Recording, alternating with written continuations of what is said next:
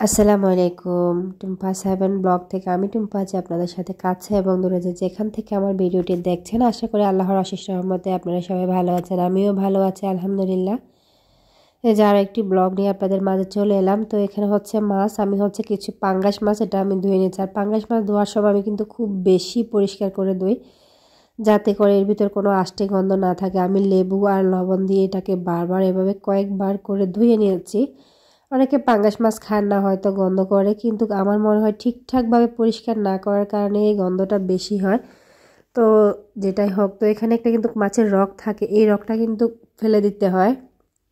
তো আমার এই রগগুলো কিন্তু আমি ফেলে দিয়েছি। যে কোনো মাছ রান্নার আগে এখান দিয়ে টান দিলে কিন্তু একটা রগ বেরিয়ে আসে, রগটা খাওয়া যায় না। তো মাছগুলো আমি ধুয়ে নিয়েছি। এখন হচ্ছে হলুদ আর লবণ দিয়ে মাছগুলো একটু ফ্রাই করে নেব। মাছগুলো একটু ফ্রাই হোক আর আমি আপনাদের সাথে কিছু কথা শেয়ার করি। গত কয়েকদিন আগে আমি হচ্ছে টিকটকে একটা পোস্ট দিয়েছিলাম। এটা হচ্ছে মানে স্যাড, মানে বিরহের এক পোস্টের মতো আর কি। তো ওই পোস্টে অনেকে কমেন্ট করছে, কারো বাঁচতে ইচ্ছে করে না, কারো অসহ্য লাগে, কেউ চায় তার ভালোবাসার মানুষটি আবার তার কাছে ফিরে আসুক, এই সে হাবি যাবে, মানে অনেক কমেন্ট আসছে। যে কমেন্টগুলোর বেশিরভাগে ছিল মানে মানুষের কষ্টের কথা, বাট কেউ কাউকে ছাড়া বাঁচতে পারছে না, বা কষ্ট লাগছে, তার কাছের মানুষটা তাকে দাম দিচ্ছে না, বা তাকে ছেড়ে চলে গেছে, ভুলে গেছে। আসলে এগুলো আমাদেরকে কেউ ছেড়ে যায় না, আসলে আমরা নিজেরাই নিজেদেরকে ছেড়ে দিই। আমার যেটা মনে হয়, আমরা যখন কোনো মানুষকে প্রাধান্য দিই, কোনো মানুষকে মূল্যায়ন বেশি করি, তার কাছ থেকে আশা করি সে আমাকে এটা করবে, এটা করবে, এটা করবে, তখন যারা এগুলো করে না, তো তখন আমরা কষ্ট পাই। এইটা হচ্ছে আমাদের নিজেদের ভুল। আর আমরা নিজেরা নিজেদের ভুলগুলোর কারণে প্রতিনিয়ত কষ্ট পেয়ে থাকি। আমরা আসলে কষ্টগুলো ধরে রাখতেই মনে হয় বেশি ভালোবাসি, যার কারণে এই কষ্টগুলো আমরা হয়তো ছাড়তে চাই না। সেই কারণে আমরা শুধু এই যে স্যাড সং দেখি, বিরহের গান শুনি, এতে করে আমাদের কষ্টটা কিন্তু কমে না, আরও বাড়ে। সাময়িক হয়তো একটু প্রশান্তি করে। আর যে মানুষটার জন্য এই কষ্টের গানটা শুনছি, সে হয়তো উপলব্ধিও করতে পারে না যে তার জন্য আমি কষ্টের একটা সাউন্ড শুনতেছি বা কষ্ট ফিল করতেছি। মানে তার মনে হয় না বিন্দুমাত্র কোনো অনুভূতি কাজ করে। তো শুধু শুধু আমরা এই কষ্টগুলো কেন করবো? আমি এখানে যে এখন কাজ করতেছি, অনলাইন প্ল্যাটফর্মে আমি কাজ করতেছি, এই কাজটা আমার করার খুব বেশি প্রয়োজন নাই।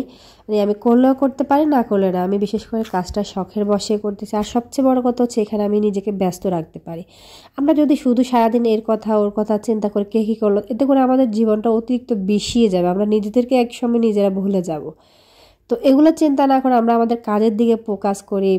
এই ব্যস্ততার মাঝখানে অনেক সময় অনেক কিছু পার হয়ে যায়, কতজনে কি বলছে খেয়ালই থাকে না, কারে ফোন দিব কারে ফোন দিব না, কে ফোন দিল কে ফোন, কিচ্ছু আসে যায় না। যখন আমরা ফ্রি থাকি তখন আমরা ওয়েট করি যে কে আমাকে ফোন দিল, আমি কাকে ফোন দিব, কার সাথে কথা বললাম, কে কি কথা বল, এগুলো শুধু মাথার ভিতর ঘুরতে থাকে। কিন্তু আপনার ব্রেনটাকে যদি আপনি কোনো কাজে লাগাই দেন, তাহলে কিন্তু এটা আর করবে না। এইটার সমস্যাটা হচ্ছে আমরা নিজেরা নিজের ব্রেনটাকে ফ্রি বসে রাখি। আমরা চিন্তা করি সে আমার একটা অপশন, সে ছাড়া কোনো অপশন নাই। না, এটা কিন্তু চিন্তা করার কোনো দরকার নেই। সে আপনার কোনো অপশন না, আপনিও তার কোনো অপশন। আমাদের জীবনটা, জীবনধারা, আমাদের জন্ম মৃত্যু, বিয়ে, জীবনের চলাচলে প্রতিনিয়ত আমাদের দৈনন্দিন কাজকর্মগুলো আছে। আপনি যে কোনো একটা কাজ করতে পারেন যেটা আপনার ভালো লাগে, যেটা আপনি ভালোবাসেন, যে কাজটা করতে আপনার মনটা ভালো হয়ে যায়, ওইরকম একটা কাজে আপনি ব্যস্ত রাখতে পারেন। যদি সেরকম কোনো কাজ আপনার হাতে না থাকে, অ্যাটলিস্ট আপনি দৈনন্দিন কাজকর্মগুলো করেন। আপনার ঘরে একটা প্লেট ধরতে হবে, ওইটা ধুয়ে দেন, একটা ঘর ঝাড়ু দিতে হবে, ওইটা একটু বিছানাটা করেন। দেখবেন এই ছোট ছোট কাজগুলো করতে করতে একটু বাইরে যান, আলো বাতাসের কাছে যান, হাওয়া বাতাস খান, দেখবেন অটোমেটিকলি মনটা ভালো হয়ে গেছে। বা অন্য কিছুর ভিতরে আপনার মনটা হয়তো আটকে গেছে, হয়তো অন্য কিছুর ভিতরে হয়তো মন বসে গেছে, ওই দিকে আর খেয়ালে নাই। একটা মানুষকে যে আমরা সম্পূর্ণ ভুলে যাব বা কোনো সং দেখে ভুলে যাই বা ভুলে গেছে, সেটা সম্ভব হয় না আসলে। মানুষ মানুষের মনেই থাকে, কিন্তু থাকলেও যে যন্ত্রণাটা ফিল হয়, এটার থেকে আমরা নিজেদেরকে বের করে আনতে পারি বা বের করে আনা সম্ভব আমার মনে হয়, অ্যাটলিস্ট আমি যেখান থেকে থাকি। তো আমার মনে হয় আপনারাও কাজে ব্যস্ত থাকতে পারেন, অন্যদিকে ফোকাস করার চেষ্টা করতে পারেন। একটা সময় হয়তো একটা স্মৃতি, একটা মোহ একদিনে কেটে ওঠে না, এটা কাটতে কিন্তু অনেক সময় লাগে। তো একটু সময় তো দিতে হবে নিজেদেরকে। আর থাক না, কাউকে ভোলার কি দরকার, কারো কষ্ট থাক, ও মনে আছে, মনের জায়গায় ও থাক। ওকে ভোলার চেষ্টা করলে সেটা আরও বেশি খোঁচায়। যে কোনো জিনিস আমরা যখন অ্যাভয়েড করি, ওটা কিন্তু আমাদেরকে আরও বেশি খোঁচাইতে থাকে। আমরা যখন কোনো কিছু অ্যাভয়েড না করি, ইজিলি নিই যে হ্যাঁ এটা হচ্ছে হোক, তখন দেখবেন একটা সময় পর এটা কেটে যায়, আর এটা থাকলেও নিজের কোনো ক্ষতি হয় না। তো সেরকম অবস্থায় থাকতে পারি বা সেরকম কিছুই করতে পারি। তো আশা করবো আপনারাও এভাবে চলার চেষ্টা করবেন। বা নিজেকে আসলে বলা সহজ, হয়তো এটা ঠিক আছে পরিস্থিতির মাঝখানে দাঁড়াই, এটা কিন্তু অনুভব করা অনেক কষ্টকর। যেহেতু প্রত্যেকটা মানুষের জীবনে ভাঙাগড়া ভালো মন্দ এগুলো আছে। আর আমি যেহেতু একটা মানুষ, আমার লাইফের অনেকটা সময় আমি পার করে আসছি, আমার জীবনে এরকম ভাঙাগড়া অনেক আছে। আসলে এখন আমি যদি বলি আপনাদেরকে সামলায় নেও, এটা হয়তো যারা এই মুহূর্তে খারাপ পরিস্থিতির ভিতরে আছেন তারা বলবেন যে এটা কিন্তু সহজ কাজ নয়। হ্যাঁ, এটা আসলেই সহজ কাজ নয়।